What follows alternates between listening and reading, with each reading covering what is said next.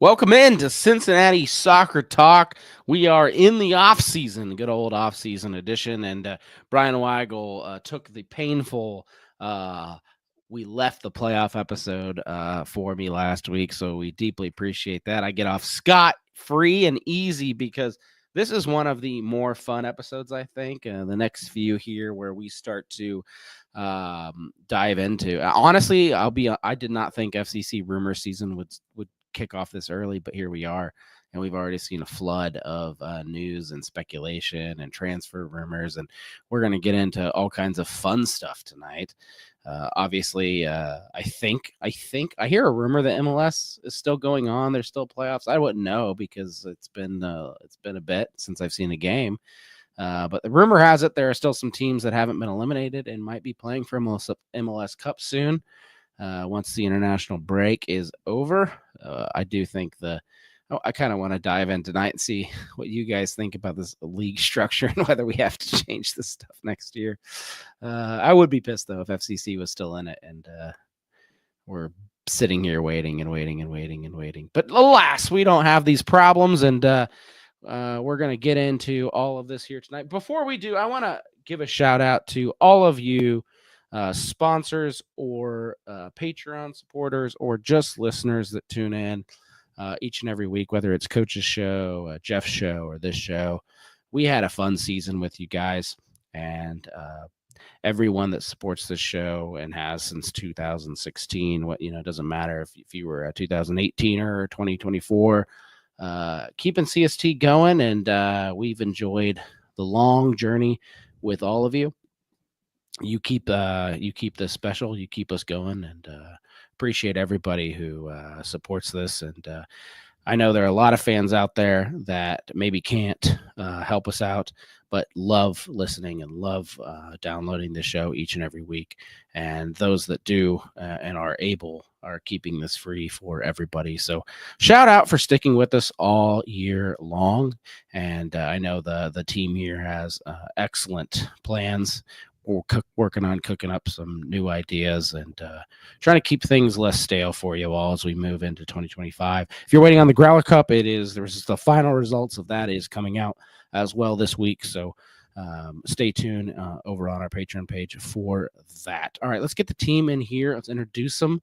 We've got a great cast tonight, and Jeff, Brian, and Brian are all standing by, ready to give us their best and worst and introductions. So we'll start with Mr. Beanbach himself. How you doing, bud? Man, I'm good, but I don't know that I'm ready to admit it's the off season quite yet, Boston. I know we're not playing. But you think we got a game? Is that what you're saying? No, I know we're done. I know we're done. But the off season shows, I guess it is. You're right. This is the first one moving in, so I've gotta accept that. I'm watching the U.S. men's national team now on this other channel, so I do have some soccer going on. It's a downpour right now, so I got to get my soccer fix somewhere. We should have did a bit where like you didn't watch the last game and you didn't know, like you still think there's no way we could have lost, to New York twice, and you're ready to go to the next one. You're ready to play Miami or something. Yeah. That'd have been a good bit. Man, listen, I wasn't, I listened to the show last week. I didn't get a chance to be on it, but I was watching the penalties while I was watching my daughter's volleyball team lose their last game of the season. And so it was just a double whammy that day. It was pretty sad. Yeah. Well, we're not going to relive it, man. It's no. We've moved on. Yeah. MLS is over. That's what I hear. All right, Jeff. Oh, hey, how's it going, guys? I'm normally not introduced that way, but yeah, good to see you guys after a while. I've been on my own little vacation. Went to Korea and Japan, got to watch a little soccer over there, and it's always great to go there and experience what soccer life is like from a different perspective. It's just wonderful. What's give us a sample? What was the stadium, crowd size, atmosphere, food? It was FC Tokyo. No, I'm sorry, Tokyo Verdy. Playing Urawa, which is one of the powerhouses over there in Japan. And they have like a 50,000 seat stadium. It's typically, it may be tarped off a little bit. So it sort of has like Olympic Stadium vibes, But you're able to, on these types of games, you're able to get a big away crowd to show up as well. So it was, at times it was hard to tell who was the home and who was away. But Tokyo Verde had a 2-1 victory with that one, and it was pretty awesome. What's the pretzel scene like? The pretzel scene, it's more like ramen, and you're not looking at pretzels, but I'm sure you could try to a small little profit over there. All right. Well, it's good to know. I was in Japan the same time you were, but I was not attending soccer games, so I'm actually jealous of you for that. I didn't even think about it. I wanted to sit there with you so you can mispronounce all the players' names. Oh boy, that would have been a disaster, wouldn't it? Could you imagine me like on a Japanese podcast? Woo! All right, Brian Weigel. Good to see you, my friend. Thanks for filling in last week. So many jokes to be made right now that I don't want to get in trouble. Oh man, glad to be back. Glad to not have my hello in the intro for this week. So I was listening to the show this past week in the car, and little bro's like, "Daddy, that you?" I'm like, "Yeah, sadly." So glad you're here, bud. All I know is I'm looking at my screen right now. I got a lot of gray going on in this screen. Gray background, two-tone gray shirt. We gotta change this up next time. That's your big takeaway of the morning? Well, there's still one Acosta playing soccer in the city of Cincinnati, so I'll let you know how he plays shortly. So, oh man, you're gonna have to explain that a little bit more later. Maybe. All right. We do want to give a big shout out to our sponsors. First up, we have Apollo Home. For the month of November, they're bringing back their $29 heating tune-up. Don't wait. Call, text, or book online. You can do that at apollohome.com, and thank our awesome sponsors for 2024. Apollo Home has been super loyal and hung out here with CST all year long, and we do appreciate them. That has helped us beg less frequently for user money. So we do appreciate them at Apollo Home. And let's dive right into it. We've had a busy week. I thought for sure I was going to come to you boys and be like, hey, let's cancel that 18th episode. There's no way anything's happened since the past week. But no, we have Lucho Acosta dropping bombs right and left, stirring up all kinds of fans' emotions. You got people defending Lucho Acosta. You got people who want to see him tossed out of the city by 3 former mayors, all revoking his access. And then new player rumors and new old players, whether we keep them or whether we don't. We're not going to dive. Brian has instructed me that I'm not allowed to dive too deep into the finances and the roster build because it would kind of be foolish. Things are going to change. We're going to get a lot more eye-opening windows on the roster later. So I'm not going to do it. I'm going to honor his wishes, but we got to talk about the big ones. And the things that are going on here. Let's talk about the senior roster here first. Is that all right with you, Brian? Sure, everybody. Well, I think it's important to kind of put the lay of the land out there. Season's over. We've had a little bit over a week to get past our grief. And now it's time to see, okay, who do we love? Who do we not love? Who do we think's coming back? And set realistic expectations over the next 2-3 weeks, because shortly FC Cincinnati is going to have to give their offers out to all the people on options, to initiate transfers for Luco Arshano. We might have some resolution for Alvaro Barreal here. So I think it's just important. There's been a lot of dogging of Chris Albright over the past week, and I think there's going to be some more people being upset in the fan base, but I think it's our job to, just kind of say, this guy or that person may or may not be here and why it's in our best interest. So I'm going to do the best we can. So, you want to start easy? That's up to you, big guy. You're the host chair this week. Well, we could start easy. We could start with the goalkeeper position. It's the easiest one out of all of it, right? Well, now it is after the PK saves. Yeah, I was about to bring up. You say it's the easy one, but No. I mean, I know all four of them: Can, Lauro, Celentano, and Walters. They're all under contract. But you look at it, and it's like if Celentano didn't have to stand on his head 3 or 4 times in that last game, I would say that this would be actually in competition. I would like to see one of those 4 actually be given a shot and given the keys, but.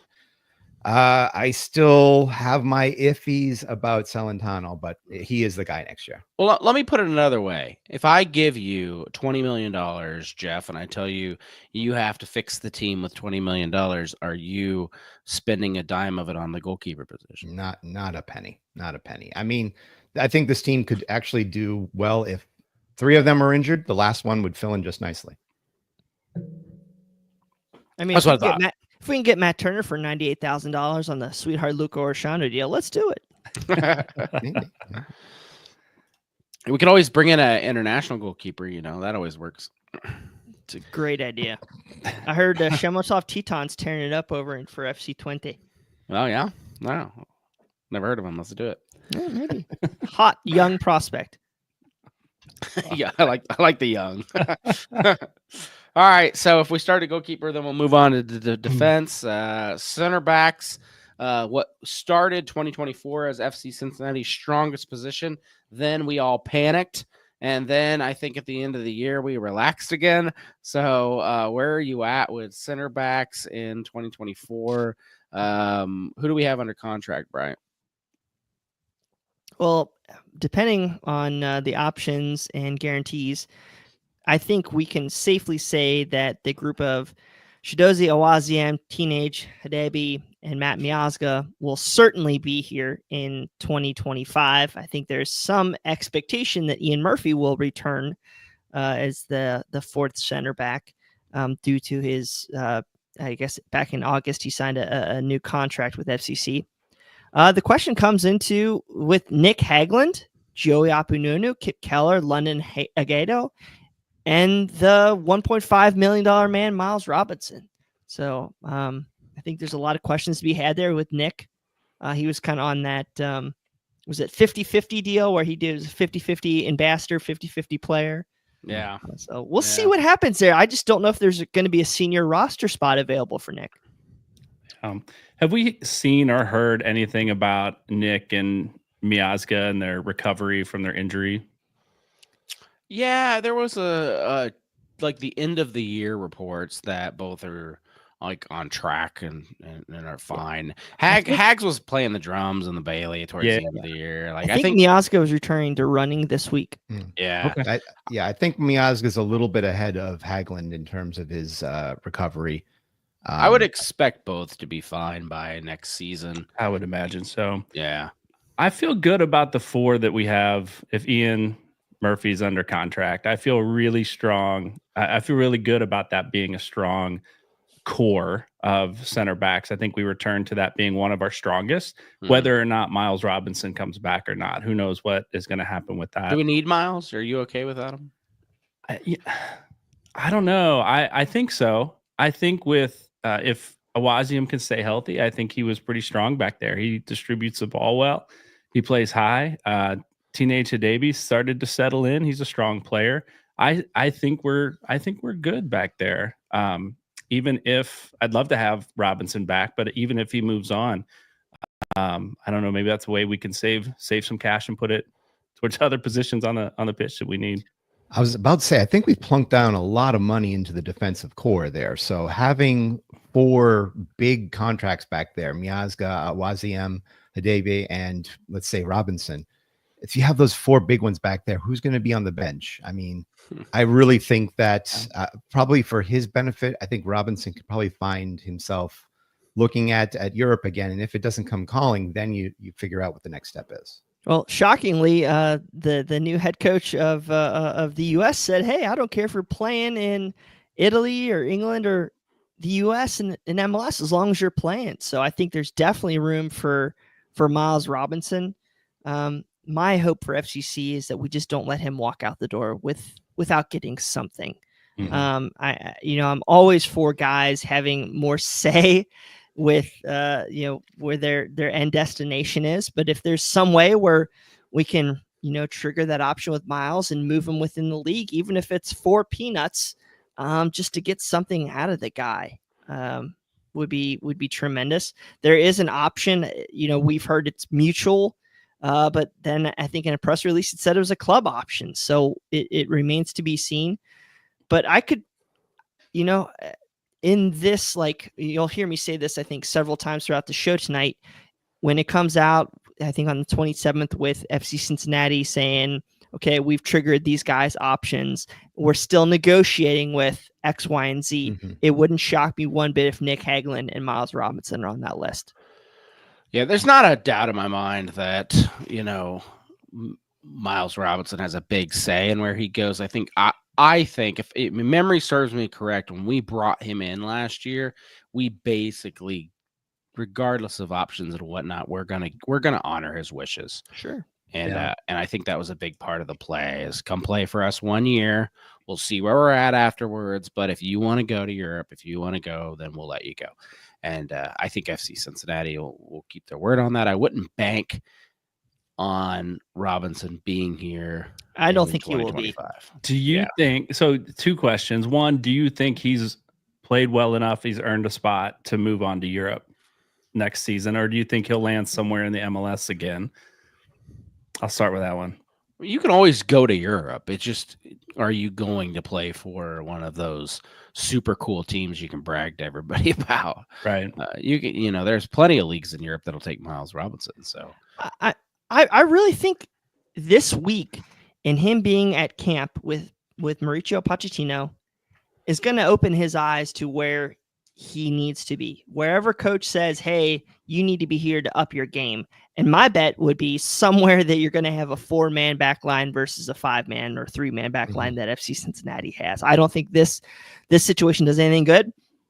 I know this is a joke kind of, but let's call San Diego and work something out right now. Get him into sunny California and say, here's your man. Let him be your talisman in the back line and give me some gam, baby. As much as on paper, that sounds good. I think, dangling him in front of somebody like that, I think anybody would really chomp at the bit there. I don't know if he wants to play in San Diego's new old stadium this year. I think that he wants to play in something a little safer and secure. Snapdragon. Yeah. It's 100 degrees on its best day and the field falling apart on its worst. Yeah, which is why I'm like, I don't think he would go back to Atlanta either. So right. if you can get him to a place where it's a nice, solid soccer-specific stadium, I think he would love to get that opportunity. I just don't want to see him go up the highway to our in-state rivals. That's all. No, I don't think no shot. I don't think he would, but I can see a team rolling on him a little bit for a year. You can trade him to LAFC or something. Yeah. My other question then is, does that leave us? We talked a lot at the beginning of this past season about a lack of depth in the central defense there. Where does that leave us? We've got some strong starters, I think, even if Miazga's not there. Where does that leave us on the depth chart then? Are we in the same boat we were? If 1 or 2 guys go down like they did this last season, are we in the same boat? You're in MLS, you're always in a bad spot if 1 or 2 guys go down in the same position.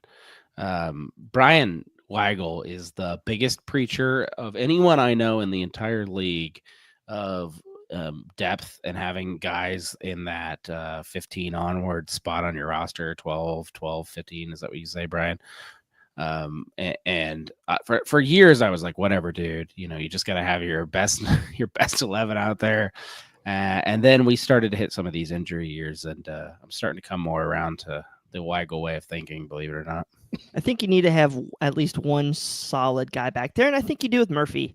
It's just you only have so much money. So I could totally see those 4. The question to me is, where does Hagglund fit in? If he can get, I think Murphy's going to be a senior roster spot, but we really need a guy that is a low-cost player.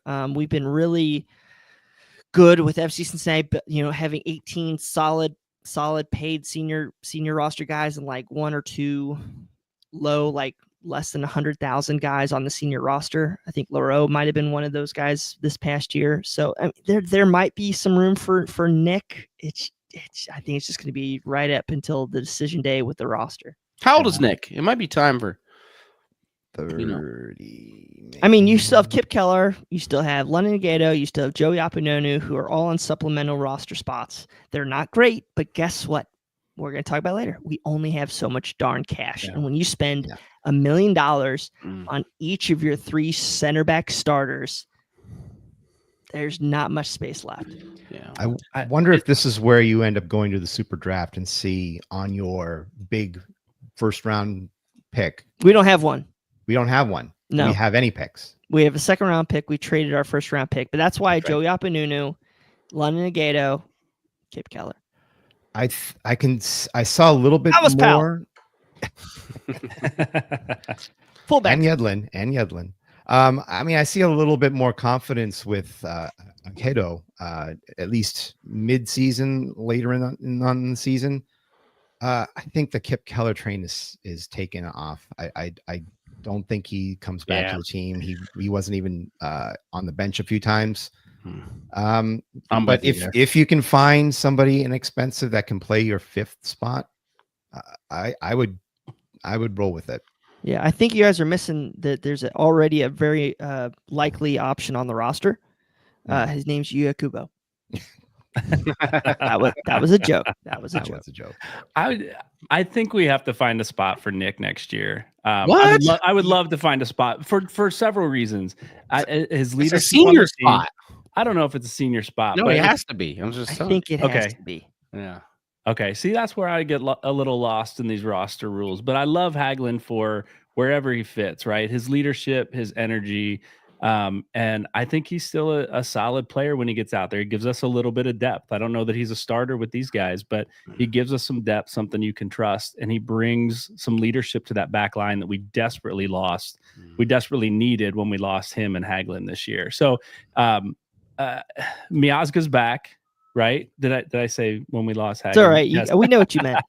Miazga's back. Awajium is given some leadership. So maybe we see that. But do you bring in one of the younger guys, Joey Akpononu? Maybe that is the answer. I would just hate to see Nick Hagelin's time be done here.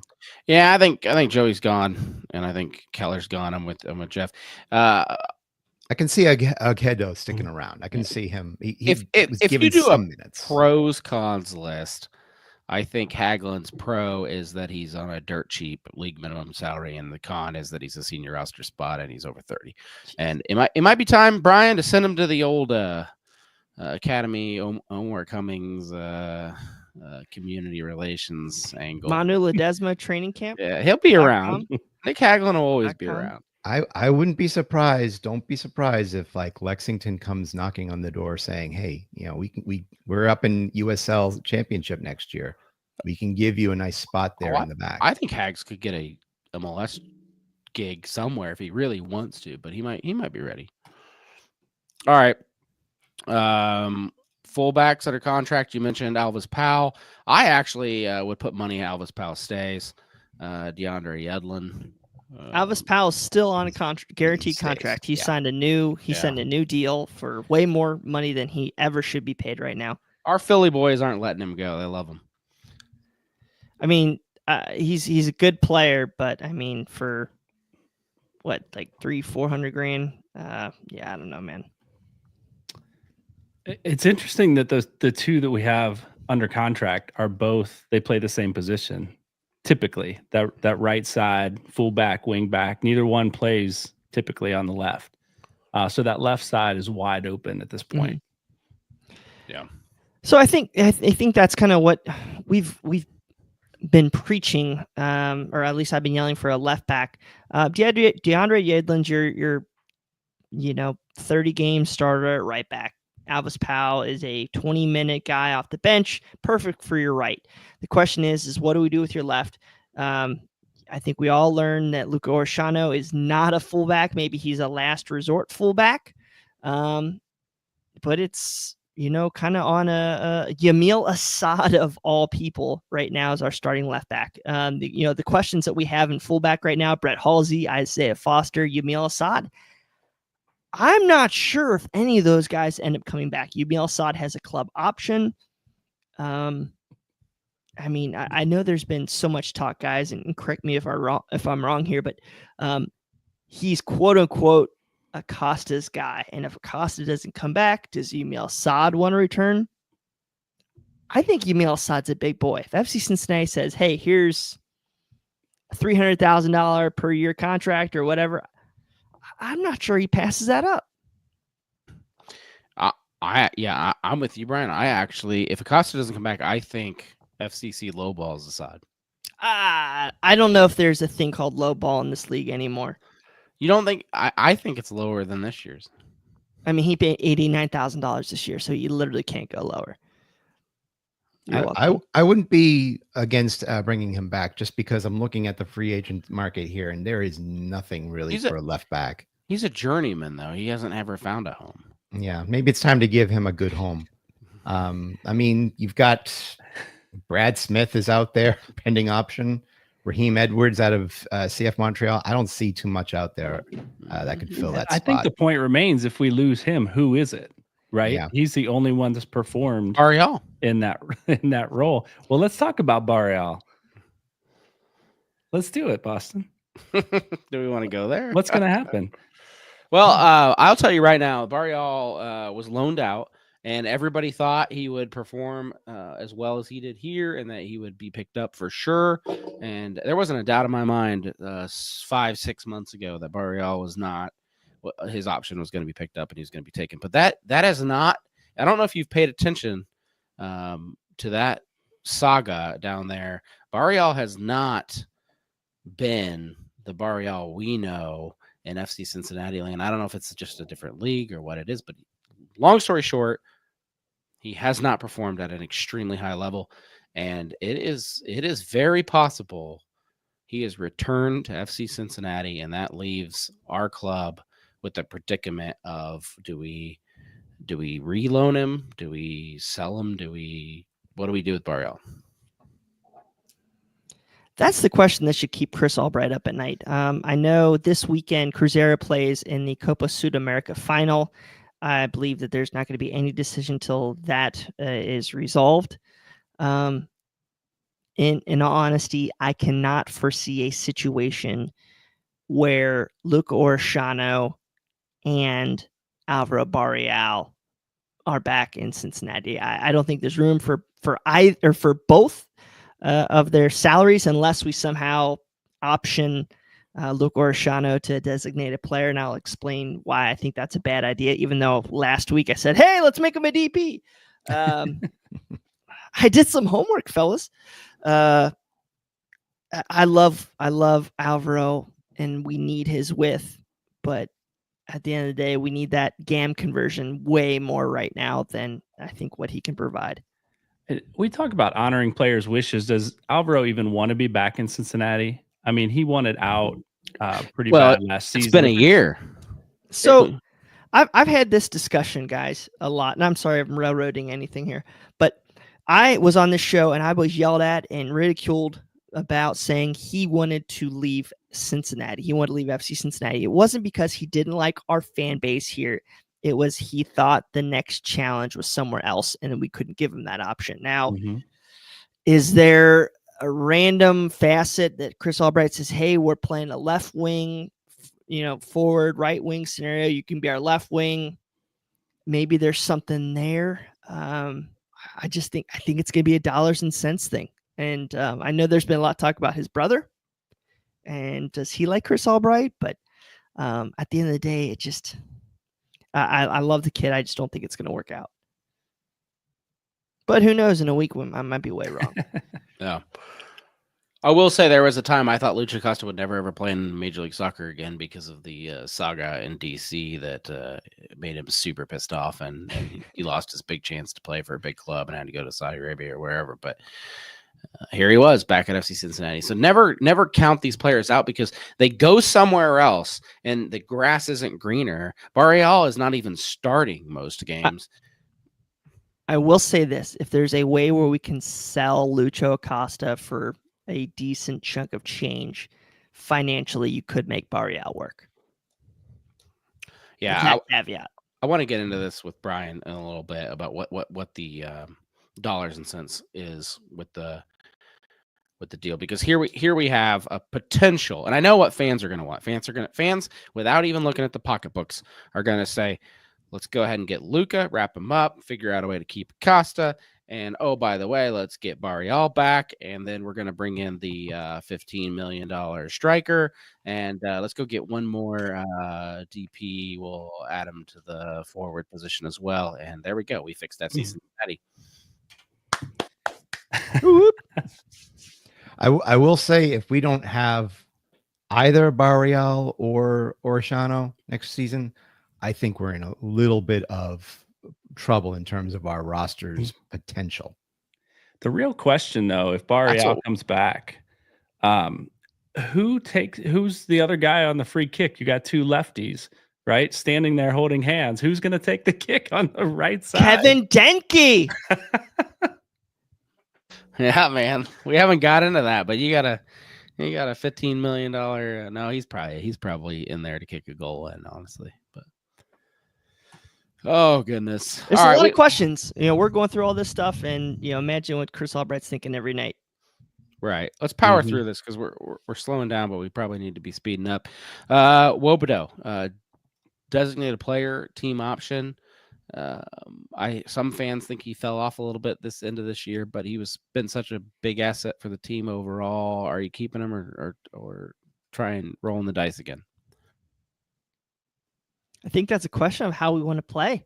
If we're going to go in a scenario without Lucho Acosta and we want 2 8s versus 6 and 8, I think he's absolutely somebody you could get rid of. Unfortunately, I hate saying that, but his $1.4 million deal that's a big hit, man. That's a big hit for somebody who's not necessarily on his best form. And again, he's a player, again, like earlier, I could totally see his option being in negotiation come next week. Yeah. Is Buka playing well enough to hold that spot down? It doesn't matter. We have him. I think Buka's in. It's just no matter of where. Right. Yeah. Buka's, he's only making $400,000 or $500,000. His transfer fee in there, depending on what Chris Albright did, paying that off. I mean, he's only $1 million overall budget cap hit. I think he's definitely going to be there. And I know everybody's always looking, Junior Moreno, this and other opportunities with other guys. I just, there's only so much you can do with our salary budget in those roster restrictions.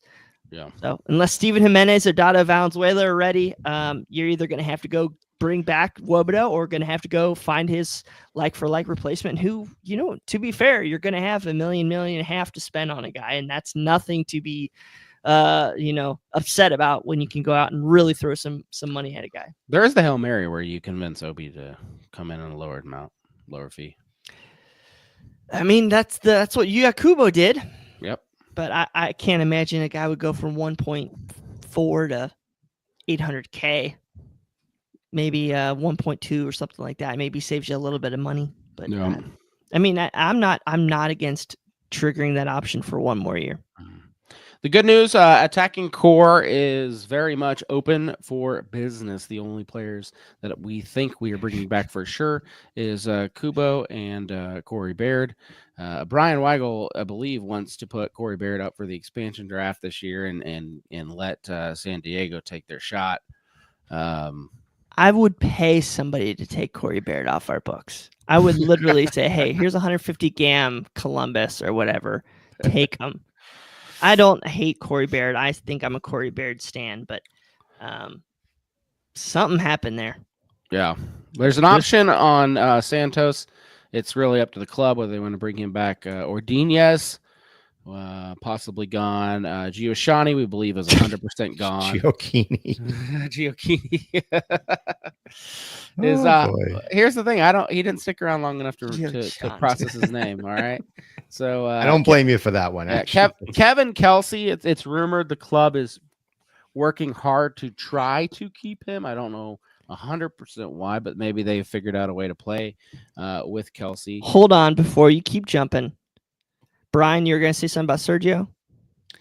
No, I was going to Corey? jump in and just say that Jay Yates thinks that Corey Baird locked down that left back position. There you go. So, yeah, there's something there. Yeah.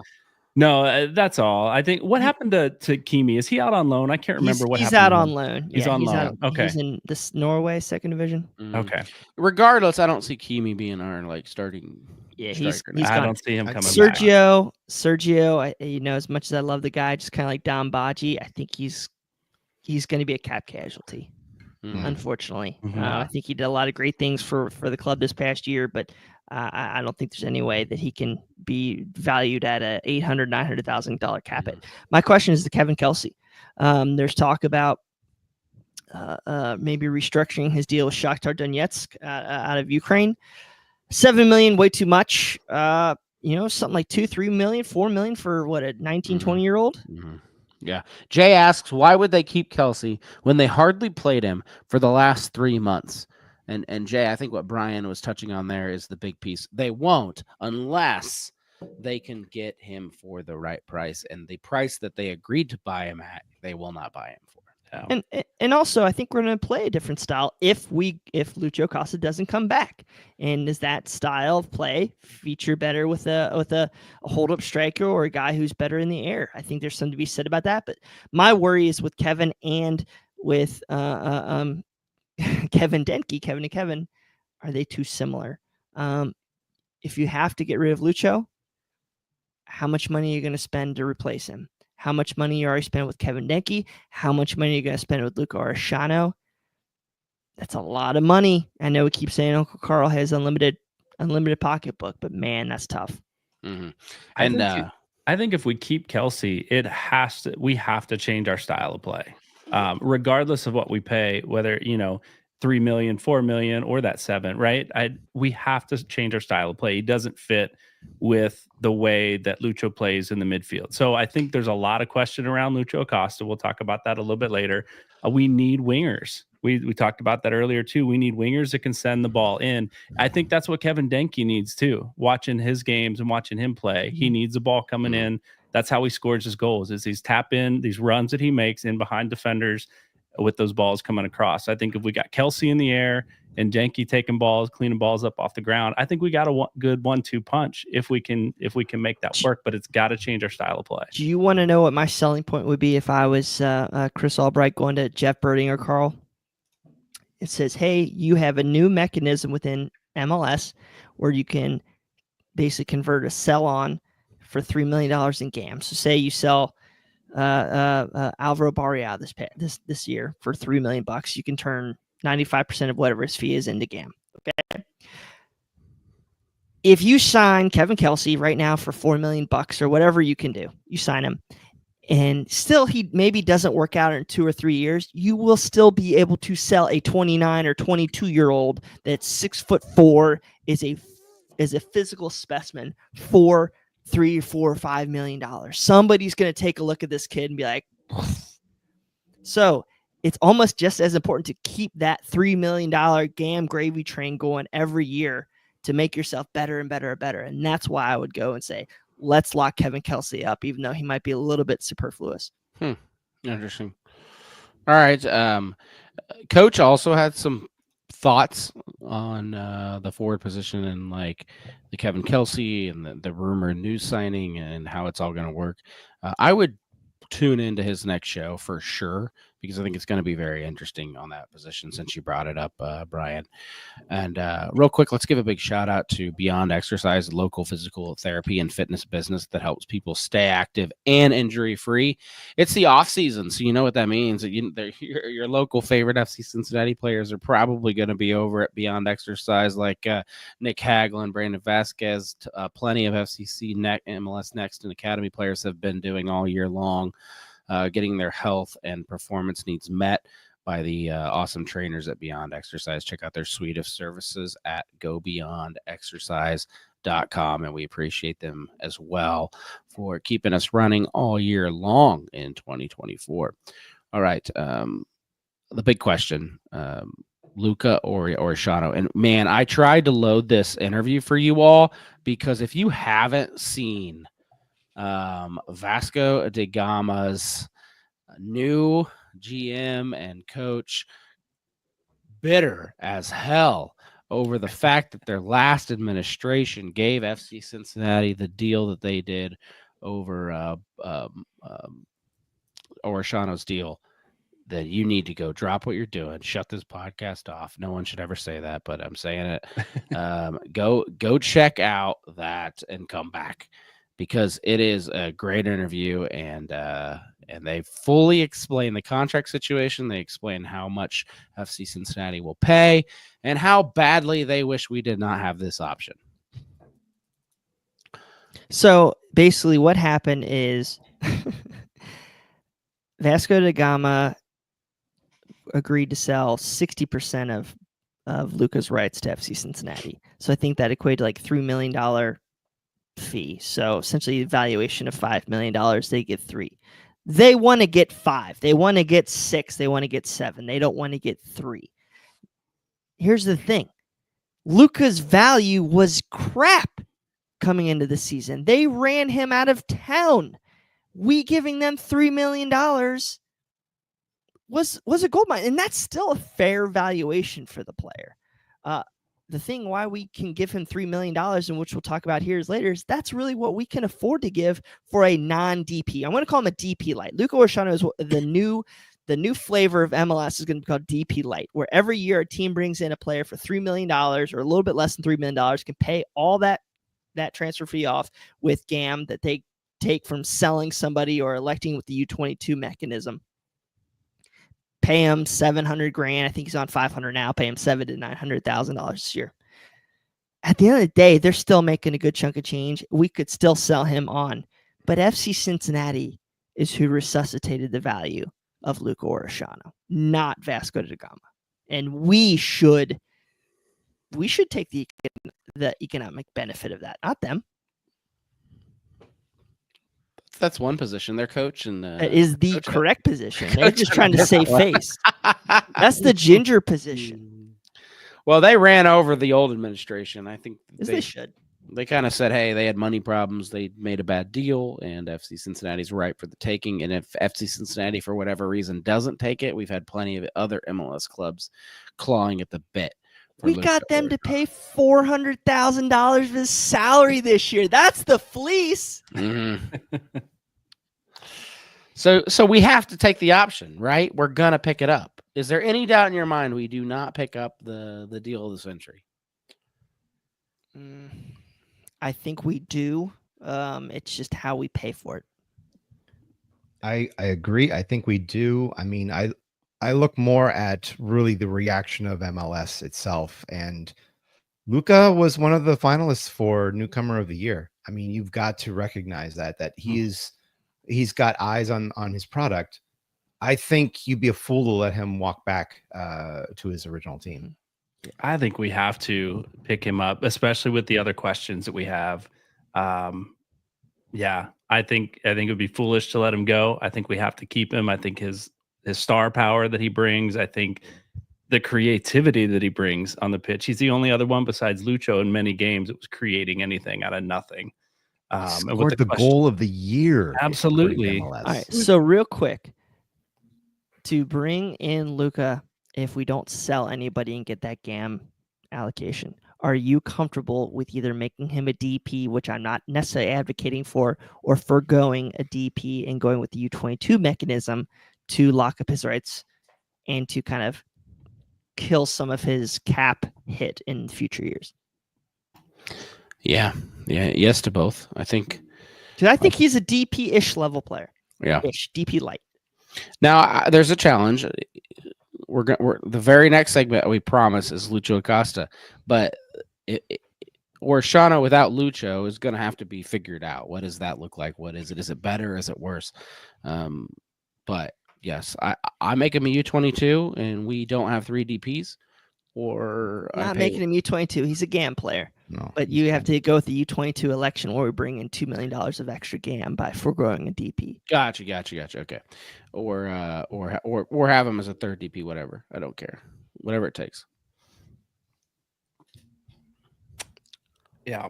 I think a lot of what I want to say has to do with whether or not Lucho's here. And I wonder if, we've had to bring, last year, Barreal in to play a 10 when Lucho's sitting, and Barreal couldn't play that 10 as creatively as Lucho did. Or Ashano comes in, plays a 10 a couple times, I think does all right. I don't know that he's that guy in there, but I think in the absence potentially of Lucho, he's another guy on our roster currently that can come in and fill that central midfield, that number 10 role if we need him, if we don't pick up a number 10. We've got Dado Valenzuela, we've got Steven Jimenez. Not that he's going to fill that role, but I think we've got guys we can work with, but he's the one that stands out over and above them in that attacking central midfield position. I feel more confident with Luca playing the 10 role than Barreal playing the 10, just looking at the numbers. I mean, before the season, FC Cincinnati could not play without Lucho. When he was not in the game, they would either lose or draw. Mm-hmm. This year, they finally figured that out. When he's not on the pitch, they figured out how to win those games without him. So I know that's a small, bit of data there, but I feel that helps the argument for keeping Luca if and when Lucho decides to go. All right, well, let's dive into it then. The question of the hour.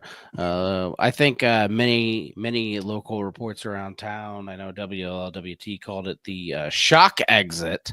I will say that's a adequate. I didn't expect immediately after the playoffs Acosta to come out immediately with I think I've put forth my all. I think I've left, and there's been all kinds of translation things. But the one time he had a translator for him, he said, "I've given my all for the club. For many years, I have played for this team, this club, this city.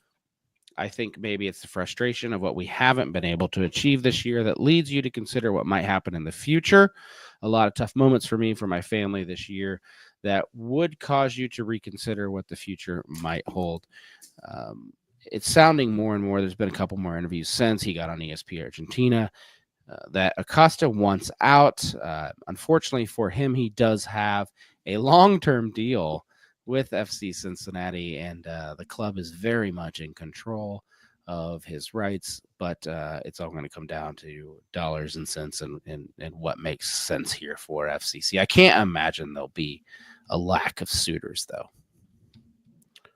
What are your guys' initial thoughts? It's not a lack of, not a lack of suitors. It's a lack of, how much you can actually get out of those suitors. If they come to you and they say, "Hey, we hear that you've got a disgruntled employee that wants to leave, we'll take him off of your hands for less than the asking price." I think that's where you start experiencing a little bit of buyer's remorse. Kind of, but you're still going to have enough that you can pit them against each other. If it's some players, I worry about that, but Acosta's maybe one that I don't. There is zero reason for FC Cincinnati to sell Lucho Acosta this year, because you're not, unless, if we sell Alvaro Barreal, we're not going to get any of that GAM allocation from selling him. So could you see Lucho get loaned somewhere? I think that's absolutely a possibility. Mm-hmm. How much of a pay cut does Lucho Acosta want to take is the fair question. On the open market, I do not think Lucho Acosta will get $4 million. Boca Juniors, he would be the highest paid player by over $1 million. Are you gonna go in and tell Edinson Cavani, Marcos Rojas, "Hey, this guy makes $1 million, $1.5 million, $2 million more than you"? I'm not sure how that's gonna go at Boca Juniors. I think this guy's upset. I think there is still a way to get him back into FC Cincinnati. I brought this up last week on the show. I think there might be some negotiation tactic. Maybe we give him a 5, maybe we make him equal to Kévin Denkey salary-wise. I don't know. I know there's a lot of other personal stuff out there. Allegedly, he said that in his interviews. I know, as I was making a joke, we're playing Acosta's son's team this week in soccer. Their family is still here in Cincinnati. Seriously, fellas, how many times I have to tell you this? I really hope there's an avenue off that we can still keep Lucho Acosta.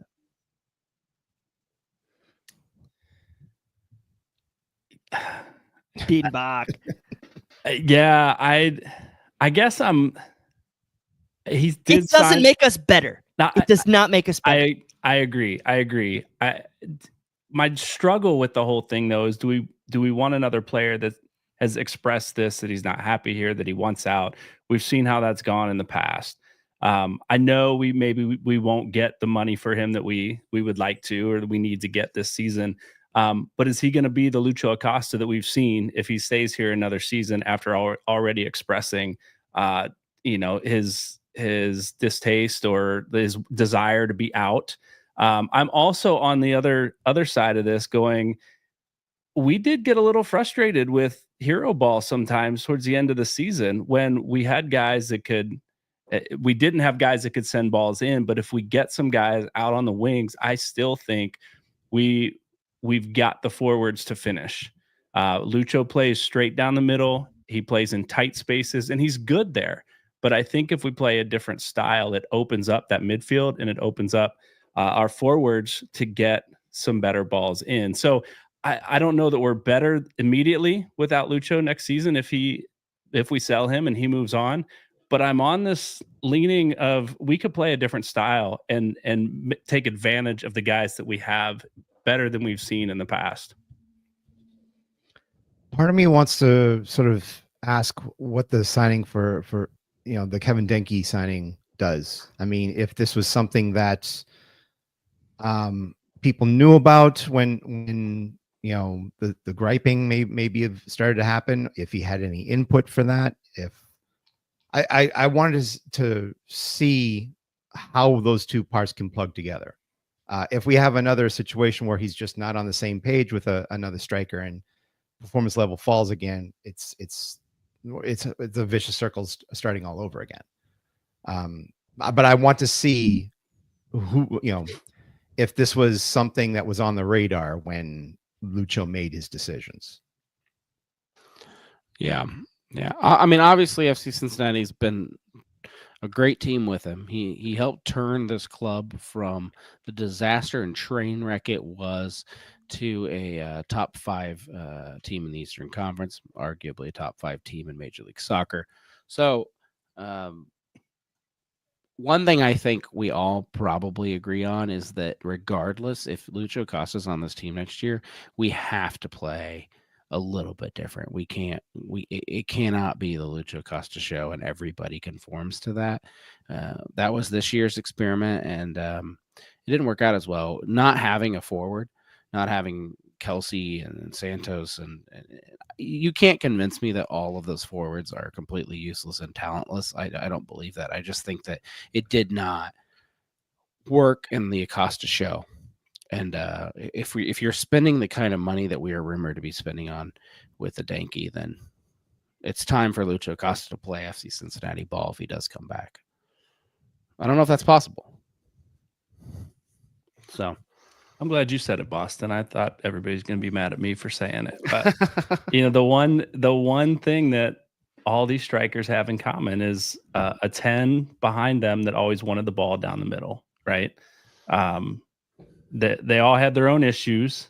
But we talk about our forwards that we paid big money for that have come in that have not lived up to the hype. And I want Denkey to live up to the hype, but we do have to change that style. You're saying clear the table, reset the table, get somebody else in there. Not necessarily, but I don't think we'll be worse off if we do. Maybe for a season, I think it takes some adjustment. But I just hope Uncle Carl has another $15 million to spend. That's all I got to say. Because that's what it's going to take to replace Lucho Acosta. $10-15 million, and that might be in the summer window. So buckle up, people. what if we had Luca, Denkey, and Boreal? Is that enough? I hate you. I think I made this comment on social media, or maybe it was on our Slack page. I'm like, who says no to that starting 3 in a 3-4-3? Turns out me. Hey, you wanted to talk. You wanted to talk money and what you Yeah. think we can or cannot do. So it's probable, it's almost a done deal from what we hear, that Kévin Denkey will be a league record signing, at least for the moment, of 15.3. Way to harsh my buzz, at least for the moment. Well, I mean, it's the beginning of the offseason. You never know what these other big teams are going to do. Garth Lagerway is in Atlanta. I'm afraid, people. Everybody's chasing this whole Messi era, right? That's the big thing that happens, which takes one DP slot off the table. You might need another one to sign Orishano. You would need possibly another one to keep Wobodo around. How does Carl Linder make all this money work in this roster setting? If we really wanted to keep all these pieces and bring new ones in, is it even possible, or do we have to? Something has to give, right? Yes. So let's break down the new rules of Major League Soccer. So you have two mechanisms to essentially build rosters now in Major League Soccer. Both are involve 6 spots and how you want to allocate those spots. So the first option is the 3 DP and 3 U22 mechanism option, where it's kind of what we do now. You have, instead of having, like, I think last year's like 3 full DPs and you get 122. Well, now you have the ability to get 3 of those guys, or you can do 2 DPs and 4 U22s. The nice part about that spot is you get an extra $2 million in general allocation money. Okay. So Chris Albright needs to go and look in the mirror and say, how do I want to build this roster? Not only do you have those mechanisms, you also have the new discretionary, essentially, GAM that you get with the $3 million for selling players. You have to use all that money, I believe. No, you have to use the $2 million. Sorry, you have to use the $2 million of the U22 mechanism money that year. With the discretionary GAM, with the sell of a player, I think you have 4 windows or however many seasons. I think they've kind of taken away some of the terminology there. So Chris basically has to decide, do I want to go into this year with the 3 DPs, or really do I want to go in with the 2 DPs and $2 million in GAM? We've seen with Chris Albright, it's a roll of the dice with the U22s. Garth Lagerway put it great. Those guys are just high-priced depth players, and if 1 or 2 of those guys turns out to be a starter over the long run, wonderful. You sell them, and you keep redoing that $3 million in discretionary GAM with the sell on. So I'm looking at the roster budget for this year, and we can do either way. What I personally would like to see, and I know a lot of people are going to disagree with this, is I would like to see Chris Albright reset the table a bit here. I would like him to go, or maybe not be upset if he decides to do the 2 DP with the 4 U22. And I'm not saying he's going to use all 4 U22s. I don't care about those. I care about the $2 million in GAM plus the $3 million in GAM that we get from hopefully a Arvo Barriel sale. So we can essentially pay off Lucho Orishano's transfer fee. So say if we sell, or if we buy him $3 million, instead of amortizing, I can never say that damn word. Instead of basically splitting that $3 million up, $1 million in 2025, $1 million in 2026, and $1 million in 2027, you can apply all that money towards a transfer fee in 2025. So his cap hit in 2026 is whatever his salary is. So say it's 500 or 700 or 900, whatever we're paying him. That's a hell of a lot lower GAM that you have to apply towards him in those subsequent years. You can apply that money then if you sell somebody else, or you take another U22 year and you go buy another DP. We're going to call that DP light strategy. Not saying that's what we have to do, but if you go and can budget that GAM this year, you only have so many roster spots. Okay. For 2025, we're going to have Kévin Denkey. You're going to have a second DP. You're going to go get Lucho Orishano. Then really, if you look at the roster, the only other spot you have is either Yamil Assad or a backup, or second Yamil Assad type guy, or like a mid to low GAM level player. I mean, we don't have a ton of room to spend this year. That's why I say, let's get Luka, treat him kind of like a pseudo DP this year, and budget all that money in 2026 when we're going to have to go replace Kubo. We're going to have to replace Baird. We're going to have to replace Obi. And instead of just replacing those guys with like for like monetary spends, we can go and spend another $1 million on a GAM, $2 million on an additional, transfer fee, make a GAM signing, and go get a DP. So I know people aren't going to be loving that we're only getting, maybe 2 DPs. And I apologize if you're not following me. I'm just saying that we have the potential to let Chris Albright cook and still be really freaking good in 2025 when the chips are going to be stacked against us with Leo Messi and all his shenanigans to get him a title. So I don't think we would be throwing, the baby out with the bathwater here by going with this 2 DP. I think we're still freaking awesome. We're spending a ton of freaking allocation money with center backs, and we have the ability to spend a crap ton of money in 2026 and bring, a lot of our players back. All right, so let me see if I follow and I can summarize this for you. I need a whiteboard. Whiteboard. You're saying instead of signing a third DP, yes, we could theoretically rake in about $5 million in money we can use to buy down those players out of DP range, and that would give us a lot more players in the $1 million range that we could possibly have normally. You could buy out Luca Orshano. You could still bring another decent GAM player in, and then have just an absolute ton of money. So for 2026. So a big issue that people kind of get into this bogged down when they're looking at the salary budget is, okay, we got that $3 or $5 million. Let's spend that money on the salary budget. Well, guess what? What's not there next year? That $3 to $5 million. So if you can take some of that money when it's a bonus and basically treat it like it's a $0 figure when you're looking at Luka, 3 for 3, boom, even money.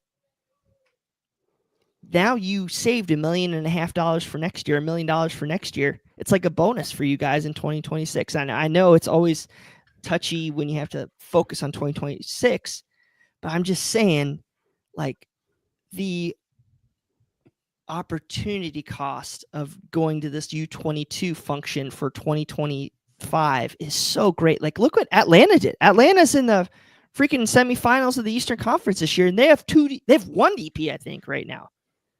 You can still win with the right players and the right DPs, and it's not like we're far away. You still go get a DP creative player. You still go get a GAM fullback or center mid. You bring in Luke Orshon. You still got 400, 500 grand to spend on a backup somewhere. Chris Albright is the magician when it comes to getting loan guys for no money. I just let the guy cook. 3 U22 spots. There's a real good team, and you're not spending 3 DPs. Is this, does it change your mind whether or not Lucho's here next year? I don't think so. I think you can still play a similar way, maybe get him out and left more. The one thing I wanted to interject a little bit with Kévin Denkey is he has a really terrific creative winger right now. What were we talking about? His name was earlier, guys. Ecuadorian. Minda. Okay. Alan Minda. So Minda is kind of, to me, looks like a little bit like Luka, where he likes to come inside and maybe wrap off a shot. And Denkey's really good at moving out of his way and seeing the play, reading the play. I would love to see that with Lucho and Luka. I think Lucho would also be playing balls in to Kévin Denkey that he's been dreaming of playing since Brenner. And he's actually going to finish on frame, which, shocking. So I think he could make it work. I really do. But I just think that we got to get out of this mindset of thinking, oh, we're not going to try for 2025. We're only doing 2 DPs, because I just think the opportunity, the cost that you guys gain is tremendous. Now, not saying you can't do it, but it just limits you. You could still bring in a 3rd DP this year. You could still make Luka work. His cap hit, instead of it being 700 grand, you're going to have to amortize that salary transfer fee over 3 years versus taking it all on the chin in year 1. which if you there's a great podcast with Garth Lagerway.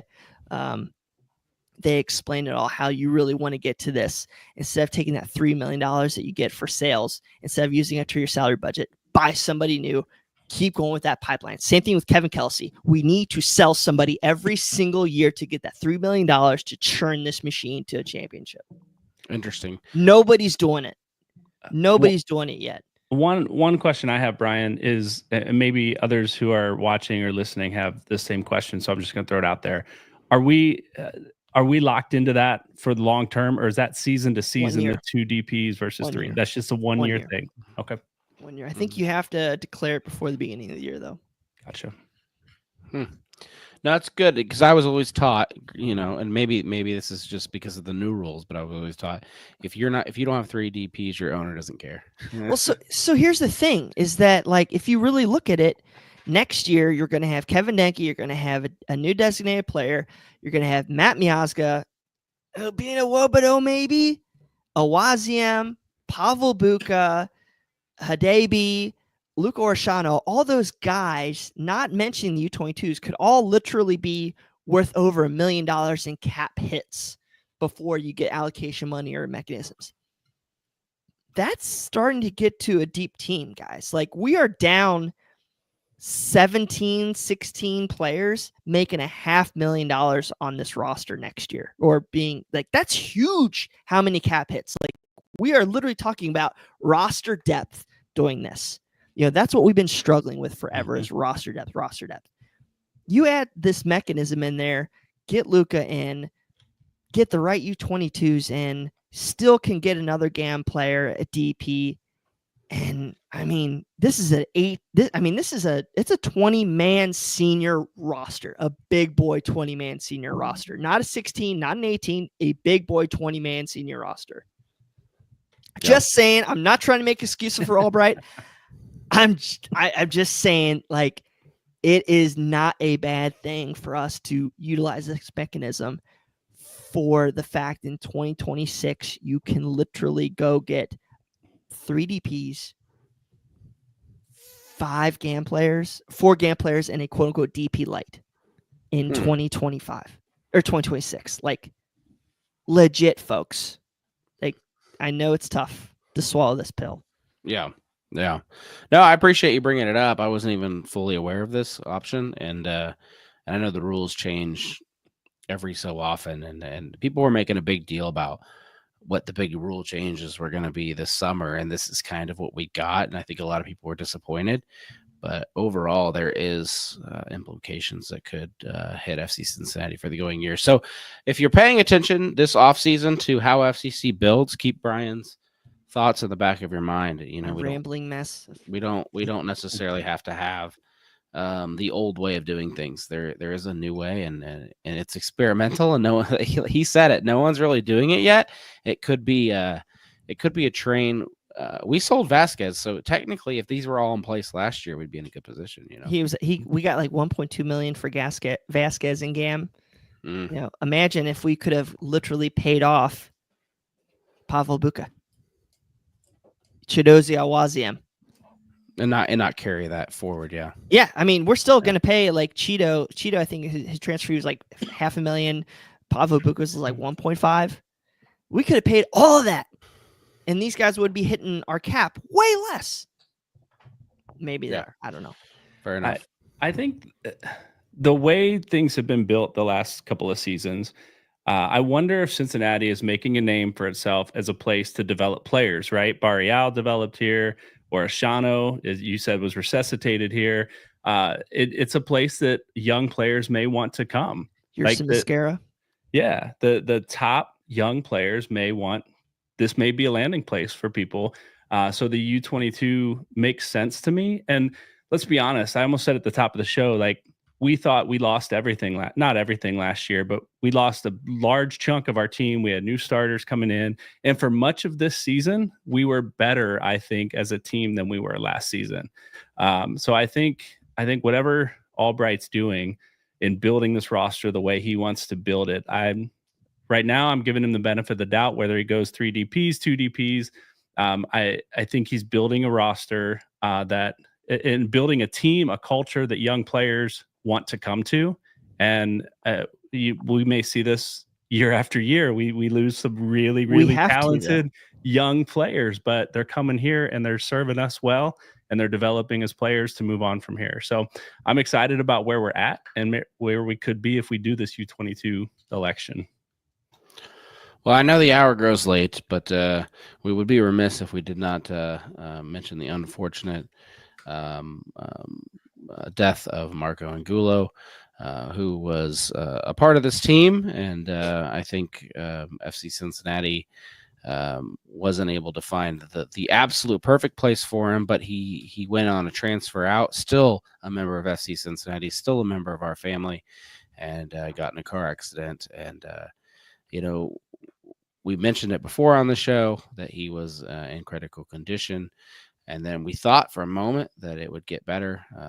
And then unfortunately it did not. And he is unfortunately, if you haven't heard, I imagine you have by now, passed away. And so the club and we have, and everybody's put their thoughts out there, but we really do put our thoughts and our prayers with his family. It is just super sad to have any person, whether they're a player or not, or a member of your community, die that young. It's just extremely sad and unfortunate. I will pull this up. Just, being able to see like the locker room after some of these games. When Angulo was in there, he was considered the DJ. He was the guy who often got to play some of the songs that came on after wins. And the vibe was definitely very much on a high when he was back there, being able to play the songs and, lighten the mood if it was a little heavy. I think that's something that they missed quite a bit this season. Having that one person back there who just knew how to dictate how things, the flow felt. And I think they're sorely missing that. And it's probably weighing quite a bit on a lot of the players right now. Yeah. Thanks for that inside look there, Jeff. Yeah. It's awful. And I hate how it reminds you of how real and mortal we all are, right? You think stuff like this can't happen to your club, your town, your team, and yet here it is. So we do wish everybody who knew him, and obviously our players and coaches and staff and family and fans, we wish you all the best, and just give somebody an extra hug. You never know, it always reminds me of how fragile everything is, but we do wish his family the best.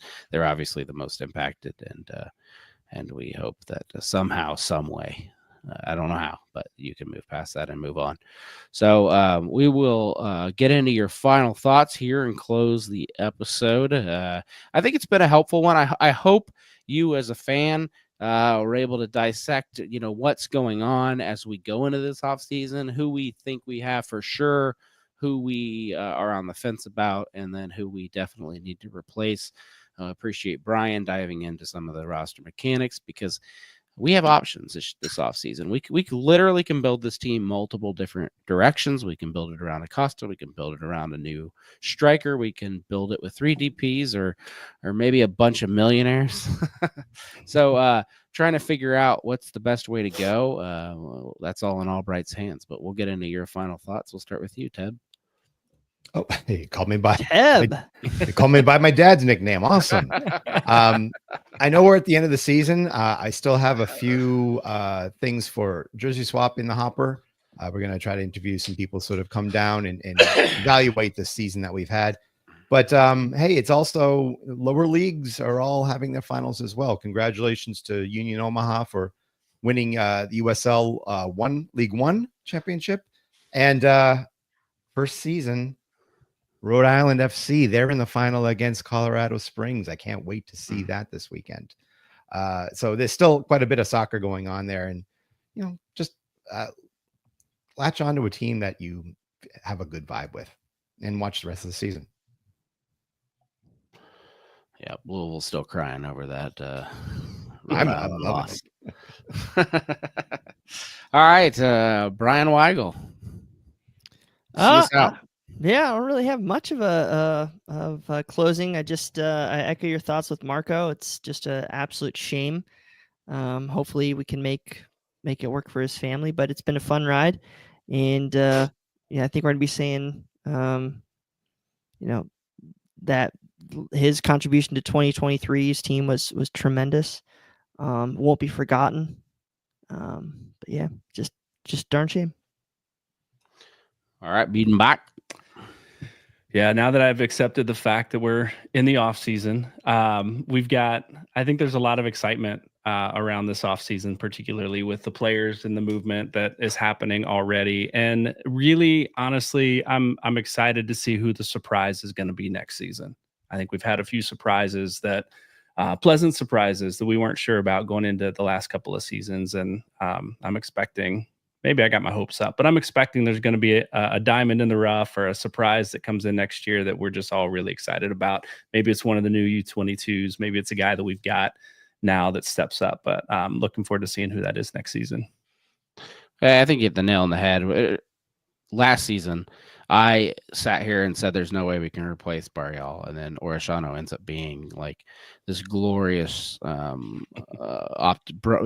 spot of optimism. You get 1 to 2 more of those guys, and I don't care if you lose Acosta or not. I think FC Cincinnati is still sitting in a pretty good spot. So yeah, this offseason there's a lot to watch about, a lot to pay attention to. Love your thoughts there, Brian, and we'll be here for you. CST is got some big plans on the horizon. I know we're looking for new writers. We're looking for new staff. I think we've got some old farts retiring and looking for some new young blood to flood the place. So feedback at Cincinnati Soccer Talk. I'd be remiss. Jacob would shoot me if I didn't shout that out. So he's a pacifist. He wouldn't. All right, Brian, what you got for us? Sorry, I have an interview set up with the Belgian soccer or football podcast guys to talk Kévin Denkey. So look for your podcasts either Monday with this show or sometime midweek. So I won't see you for a couple weeks. I'm on vacation, so I'll leave you with that. Sorry. Yeah, no, you're fine. So some exciting things, and yeah, stay tuned.